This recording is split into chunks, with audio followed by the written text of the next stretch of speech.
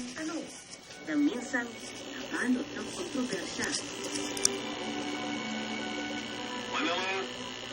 Taong 1946, bumabangon pa lang ang Pilipinas mula sa epekto ng World War II. Itinatag ang Monastery of Our Lady of Mount Carmel sa 3 ektaryang lupa sa Lipa. 1948, pumasok sa monasteryo si Teresita Castillo, kilala sa tawag na Teresing. She was a daughter ng prominent family sa Batangas, I think former governor. So, against the wishes of the father, lalo na, pumasok siya ng Carmel. Tumakas siya sa bahay nila, pumasok ng monasteryo.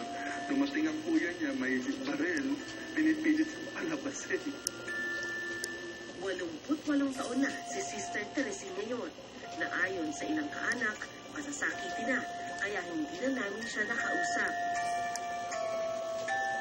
Pero isang salaysay na siya mismo ang gumawa, ang naglalarawan ng misteryong pinaniniwalaan ng marami bilang himala. Sinulat niya ito sa wikang Ingles at isinalin namin sa wikang Filipino. Ayon sa kanya, nagsimula ang lahat sa pagpaparamdam at pag-atake ng demonyo.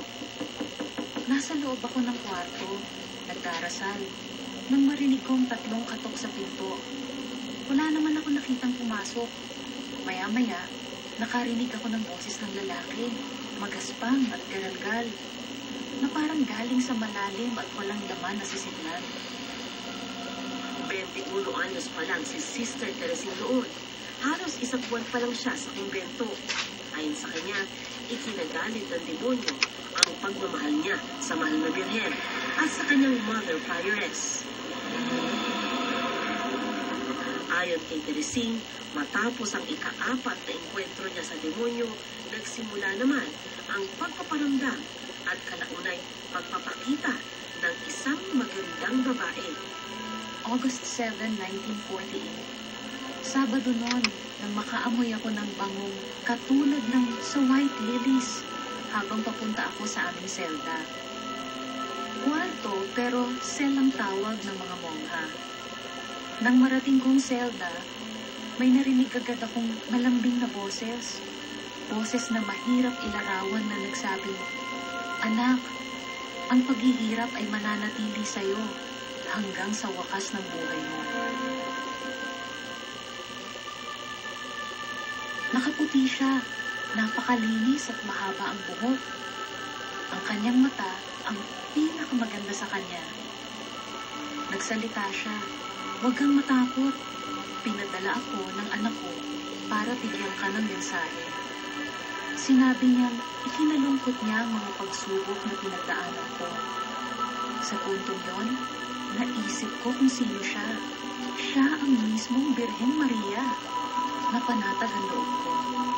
Kasunod ito ang kakaibang hiling mula sa babaeng pinaniniwalaan niyang mahal na Birhen. Sinabihan niya ako na hugasan ng paa ng mother prioress at inumin ang tubig na ginamit. At ginawa po niya yun. Ginawa na Teresing. Pero, sinuka niya pagkatapos. Hindi bababa sa 15 beses nagpakita ang mahal na Birhen sa kanya. Sa isang pagkakataon, sinabihan siya nitong halikan ng lupa at kumain ng damo. Si Archbishop Ramon Arguelles ng Lipa may paliwanag dito. Kay Bernadette, sinabi ng Blessed Mother, uminom ka ng tubig diyan sa spring. Punta siya dun sa gap. May tubig dun, nag-ilog Punta siya dun. Sabi ng Blessed, that's not what I mean. Doon sa kinalalagay. Yun ang pinanggagalingan.